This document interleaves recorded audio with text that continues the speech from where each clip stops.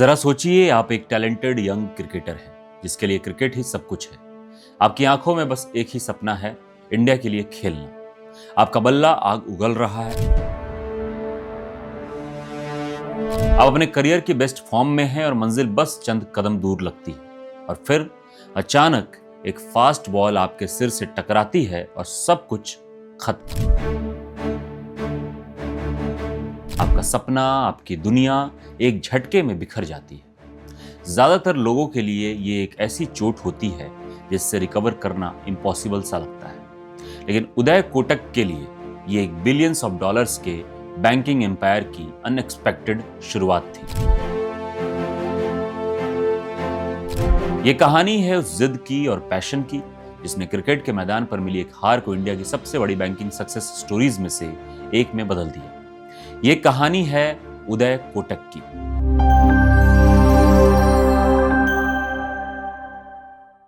उदय सुरेश कोटक की कहानी किसी फिल्मी स्क्रिप्ट से कम नहीं है।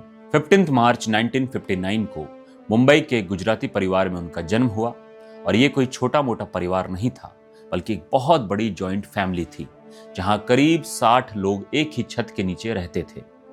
चाचा, ताऊ, दादा, दादी सब एक साथ एक ही रसोई में बना खाना खाते थे। एक ऐसा माहौल जहां हर दिन किसी त्योहार जैसा था और बचपन से ही शेयरिंग की आदत पड़ गई थी। उनके पिता रमेश कोटक कॉटन के एक सक्सेसफुल बिजनेसमैन थे जो इंडिया पाकिस्तान पार्टीशन के बाद कराची से मुंबई आकर बस गए थे। इस बड़े और डिसिप्लिन्ड परिवार में उदय के दो सबसे बड़े पैशंस थे। पहला मैथ्स। नंबरों की दुनिया उन्हें हमेशा से अपनी ओर खींचती थी। वो घंटों तक गणित की पहेलियां सुलझा सकते थे। उनका दिमाग किसी कैलकुलेटर से भी तेज चलता था। लेकिन उनका दूसरा और शायद सबसे बड़ा पैशन था क्रिकेट। 70s में जब इंडिया में क्रिकेट एक धर्म बन रहा था, उदय इस धर्म के पक्के भक्त थे। वो सिर्फ गली मोहल्ले वाला क्रिकेट नहीं खेलते थे, वो एक सीरियस और टैलेंटेड प्लेयर थे। अपनी कॉलेज टीम के कैप्टन थे और महान कोच रमाकांत आचरेकर से ट्रेनिंग ले रहे थे। जी हाँ, वही कोच जिन्होंने सचिन तेंदुलकर जैसे लीजेंड को तराशा था। उनका सपना था इंडिया की नीली जर्सी पहनना। वो दिन रात मैदान पर पसीना बहाते थे और उनका परफॉर्मेंस बता रहा था कि वो सही रास्ते पर है। लेकिन किस्मत को कुछ और ही मंजूर था। साल था 1979। गंगा लीग का एक मैच चल रहा था। उदय सिर्फ 20 साल के थे। कॉन्फिडेंस से भरे हुए एक गेंद फेंकी गई और इससे पहले कि उदय कुछ समझ पाते, वो सीधे उनके सिर पर जा लगी। दर्द की एक तेज लहर उठी और वो मैदान पर ही बेहोश हो गए।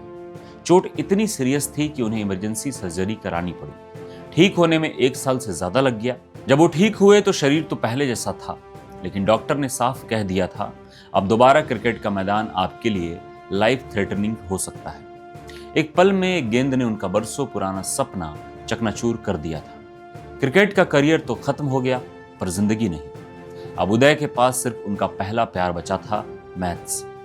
उन्होंने अपना पूरा ध्यान पढ़ाई पर लगा दिया। मुंबई यूनिवर्सिटी से मास्टर्स करने के बाद उन्होंने इंडिया के सबसे बेहतरीन मैनेजमेंट कॉलेज में से एक Jamnalal Bajaj institute of management studies से 1982 में MBA की डिग्री हासिल की। क्रिकेट के मैदान का बादशाह अब क्लासरूम का शहंशाह बन चुका था। MBA की डिग्री हाथ में थी और सामने हिंदुस्तान यूनिलीवर जैसी मल्टीनेशनल कंपनी का शानदार जॉब ऑफर था। कोई भी आम नौजवान इस मौके को हाथ से जाने नहीं देता, लेकिन उदय कोटक आम नहीं थे। उन्होंने इस नौकरी को ठुकराकर अपने परिवार के कॉटन एक्सपोर्ट बिजनेस में हाथ आजमाने का फैसला किया। वो उस व्यापार को समझना चाहते थे जिसने उन्हें पाला पोसा था। लेकिन जल्द ही उन्हें एक कड़वी सच्चाई का एहसास हुआ। जॉइंट फैमिली में जहां ढेर सारा प्यार था, वहीं बिजनेस में 16 अलग अलग पार्टनर्स थे। मतलब हर छोटे बड़े डिसीजन के लिए लंबी चौड़ी बहस और सबकी एग्रीमेंट जरूरी थी। एक ऐसा नौजवान जिसके पास नए आइडियाज और तेजी से फैसले लेने की भूख थी, उसके लिए ये माहौल सफोकेटिंग था। वो डिसीजन लेने में होने वाले डिले से फ्रस्ट्रेटेड होने लगा। उन्हें लगा कि वो इस सिस्टम में सिर्फ एक छोटा सा पुर्जा है, पूरी मशीन के ड्राइवर नहीं। और उदय कोटक किसी और की लिखी कहानी पर चलने के लिए नहीं बने थे, वो अपनी कहानी खुद लिखना चाहते थे। इसी कश्मकश के बीच उनकी जिंदगी में एक और अहम मोड़ आया जब उनकी शादी पल्लवी से हुई। पल्लवी ने उनके अंदर की उस बेचैनी, उस पैशन को पहचान लिया जो कुछ अपना, कुछ बड़ा करना चाहता था। उन्होंने उदय को नौकरी की सिक्योरिटी या पारिवारिक बिजनेस के आराम को छोड़कर अपना खुद का कुछ शुरू करने के रिस्की पाथ पर चलने के लिए हिम्मत दी।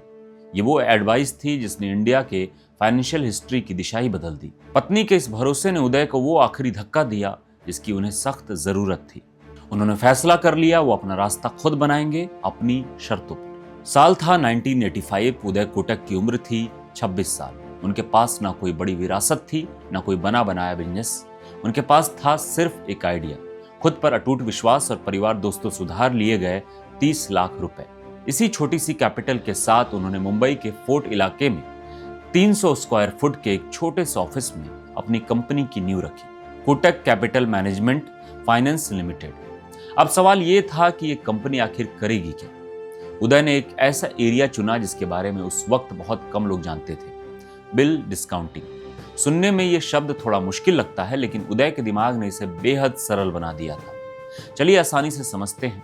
मान लीजिए एक सप्लायर ए ने एक बड़ी कंपनी बी को 1 लाख रुपए का माल बेचा।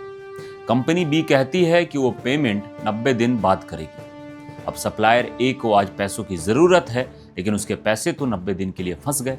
यहीं पर उदय कोटक की कंपनी की एंट्री होती थी। वो सप्लायर ए से कहते, आप ये 1 लाख का बिल मुझे दे दीजिए, मैं आपको आज ही 95,000 रुपए दे देता हूँ। और 90 दिन बाद उदय कोटक की कंपनी उस बड़ी कंपनी बी से पूरे 1 लाख रुपए वसूल कर लेती। इस पूरे खेल में उन्होंने बिना कोई प्रोडक्ट बनाए 5,000 रुपए का प्रॉफिट कमा लिया। ये एक शानदार आइडिया था क्योंकि उन्होंने बाजार की एक दुखती रग पकड़ ली थी। उस दौर में छोटे व्यापारियों को बैंकों से काम के लिए पूंजी जुटाने में बड़ी मुश्किल होती थी। उदय ने उन्हें एक तेज और आसान रास्ता दिया। उन्होंने रिस्क का सटीक अंदाजा लगाया और प्रॉफिट का एक ऐसा मॉडल बनाया जो दोनों के लिए बेनिफिशियल था। 30 लाख के उस छोटे से लोन से एक ऐसे जर्नी की शुरुआत हो चुकी थी जिसे इंडिया के सबसे बड़े बैंकिंग एम्पायर्स में से एक बनना था। कोटक कैपिटल मैनेजमेंट धीरे धीरे अपने पैर जमा रही थी, लेकिन उदय जानते थे कि बड़ी छलांग लगाने के लिए सिर्फ एक अच्छा आइडिया काफी नहीं है। उन्हें चाहिए थी कैपिटल और उससे भी ज्यादा मार्केट में क्रेडिबिलिटी। और यह भरोसा उन्हें एक ऐसी दोस्त से मिला जो आज भी भारतीय कॉर्पोरेट जगत में एक मिसाल मानी जाती है। कहानी कुछ यूं हुई कि हार्वर्ड से पढ़कर लौटे एक युवा आनंद महिंद्रा उस समय महिंद्रा ग्रुप में अपना करियर शुरू कर रहे थे। उदय और आनंद की एक शादी में मुलाकात हुई। बातों बातों में उदय ने अपनी फाइनेंस कंपनी के विजन और इंडिया के फाइनेंशियल मार्केट को बदलने की अपनी योजनाओं के बारे में बताया। उदय का पैशन, उनकी दूर की सोच और उनके बिजनेस मॉडल की सिंप्लिसिटी ने आनंद महिंद्रा को बहुत इंप्रेस किया। आनंद महिंद्रा ने तुरंत उदय के आइडिया में एक सुनहरा मौका देख लिया। 1986 में आनंद महिंद्रा और उनके पिता हरीश महिंद्रा ने उदय की कंपनी में 1 लाख रुपए का इन्वेस्टमेंट किया। यह रकम आज के हिसाब से शायद बहुत बड़ी ना लगे, लेकिन उस वक्त ये एक बहुत बड़ा विश्वास था। ये सिर्फ पैसा नहीं था, ये इंडिया के सबसे रिस्पेक्टेड बिजनेस हाउसेस में से एक का स्टैंप ऑफ अप्रूवल था। इस इन्वेस्टमेंट के साथ ही कंपनी का नाम बदलकर कोटक महिंद्रा फाइनेंस कर दिया गया।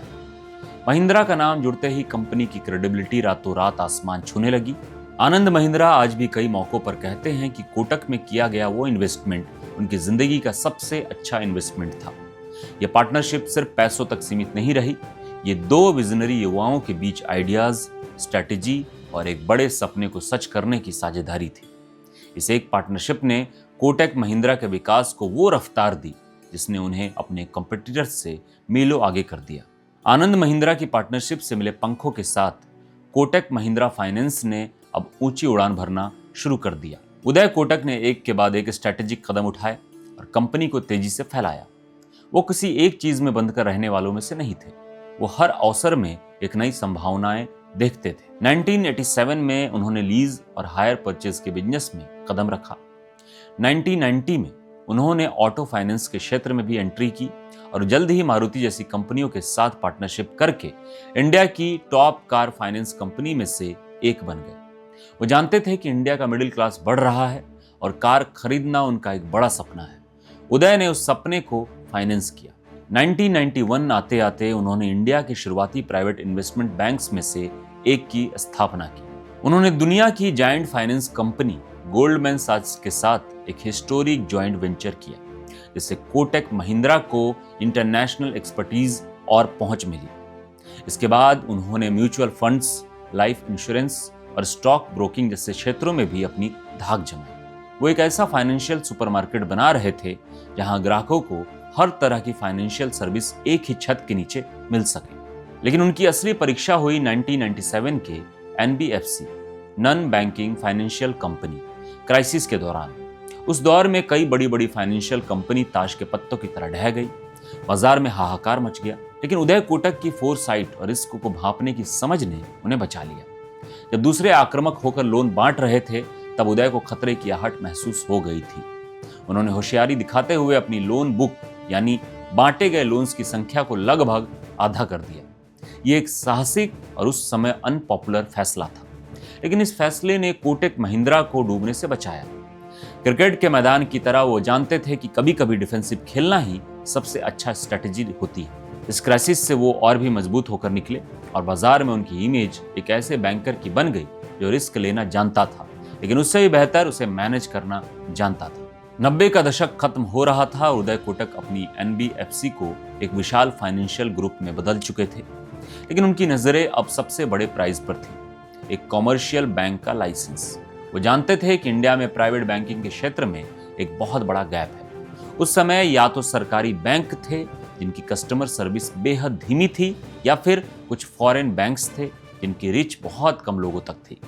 एक आम भारतीय के लिए एक भरोसेमंद और मॉडर्न प्राइवेट बैंक का विकल्प लगभग ना के बराबर था। उदय कोटक इसी खाली जगह को भरना चाहते थे। वो एक ऐसा बैंक बनाना चाहते थे जो भारतीयों द्वारा भारतीयों के लिए हो, लेकिन ये सपना देखना जितना आसान था, उसे पूरा करना उतना ही मुश्किल। एक नॉन बैंकिंग फाइनेंस कंपनी को बैंक में बदलना भारतीय इतिहास में पहले कभी नहीं हुआ था। नियम बहुत स्ट्रिक्ट थे और Reserve Bank of India licence देने के मामले में हद से ज्यादा कॉशियस थी। लेकिन उदय ने हार नहीं मानी। उन्होंने सालों तक तैयारी की, अपनी कंपनी के हर पहलू को मजबूत किया और RBI के हर नियम को पूरा करने के लिए जी जान लगा दी। उन्होंने साबित किया कि उनके पास एक सफल बैंक चलाने के लिए न सिर्फ पैसा और इंफ्रास्ट्रक्चर है, बल्कि एक मजबूत नैतिक सोच और दूरदर्शी लीडरशिप भी है। और फिर 22 मार्च 2003 को वो ऐतिहासिक दिन आए। रिजर्व बैंक ऑफ इंडिया ने कोटक महिंद्रा फाइनेंस लिमिटेड को एक कॉमर्शियल बैंक में बदलने का लाइसेंस दे दिया। ये एक अनप्रेसिडेंटेड अचीवमेंट थी। उदय कोटक भारतीय कॉरपोरेट इतिहास में पहले ऐसे व्यक्ति बने जिन्होंने एक NBFC को सफलतापूर्वक एक बैंक में बदल दिया। 18 साल पहले 30 लाख के लोन से शुरू हुई एक छोटी सी कंपनी अब कोटक महिंद्रा बैंक बन चुकी थी। क्रिकेट का जो सपना 20 साल की उम्र में टूटा था, उसकी भरपाई 44 साल की उम्र में एक और बड़ा सपना पूरा करके हुई थी।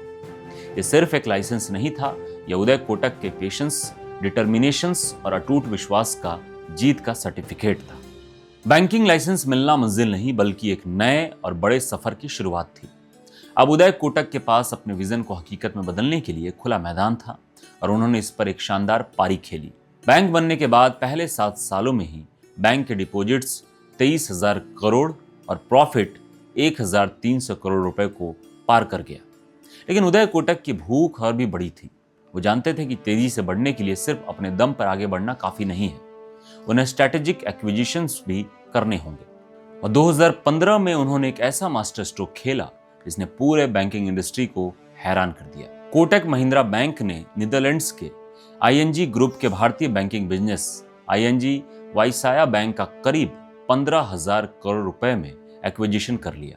यह उस समय इंडियन बैंकिंग सेक्टर के सबसे बड़े मर्जर्स में से एक था। इस एक सौदे ने कोटक महिंद्रा बैंक का काया पलट कर दिया।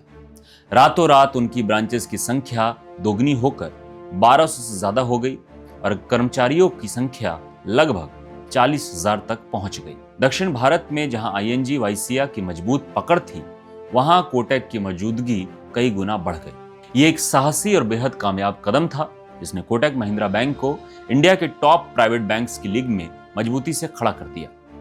इसके बाद आया डिजिटल रिवॉल्यूशन का दौर। 2016 में नोटबंदी के बाद जब इंडिया डिजिटल पेमेंट की ओर बढ़ रहा था, उदय कोटक ने फिर एक मौका देखा।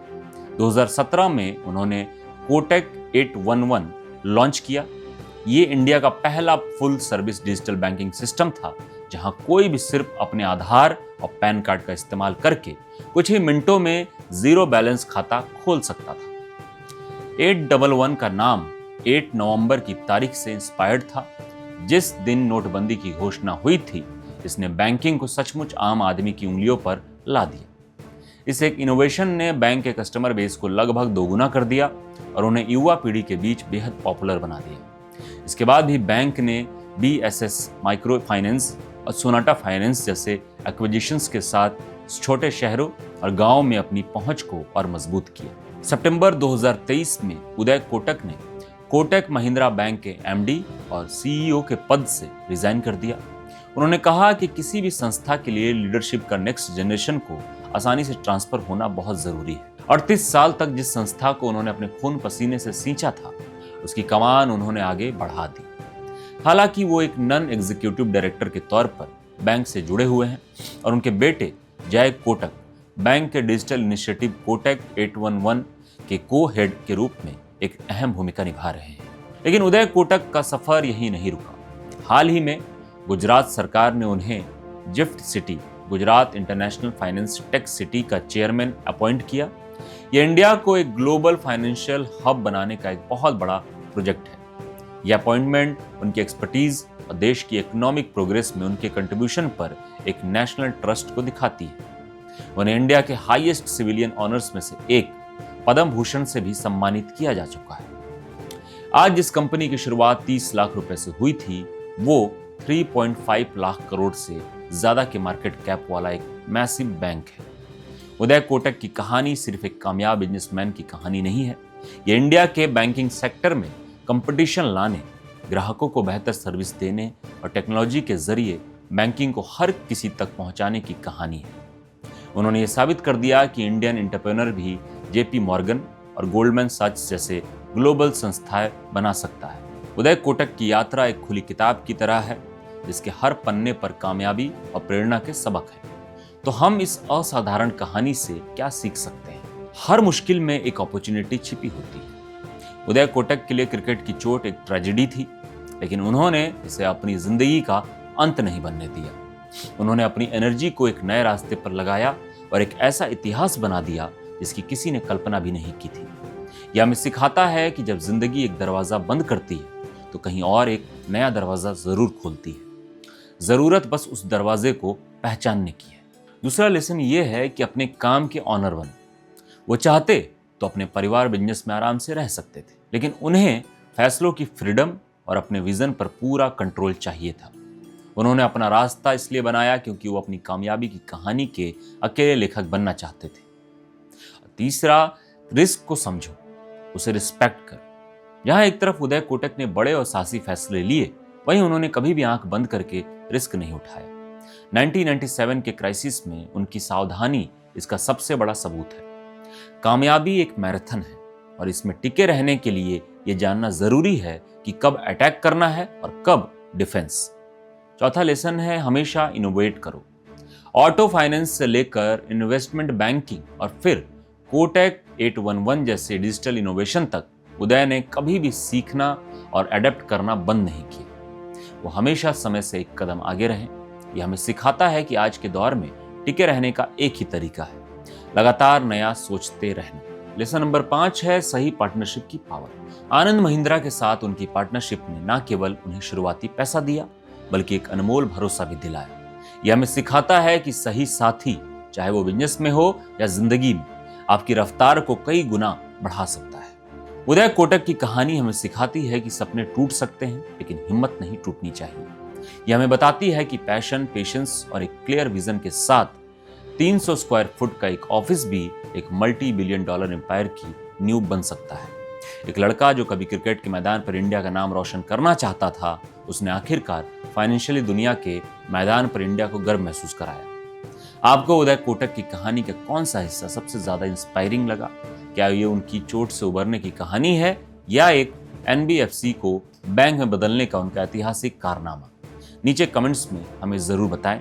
और अगर आपको ये कहानी पसंद आई तो इस वीडियो को लाइक करें और इसे अपने दोस्तों और परिवार के साथ शेयर करें। और ऐसी ही और बिजनेस केस स्टडीज और कामयाब लोगों की कहानियों के लिए हमारे चैनल को सब्सक्राइब करना ना भूलें। धन्यवाद।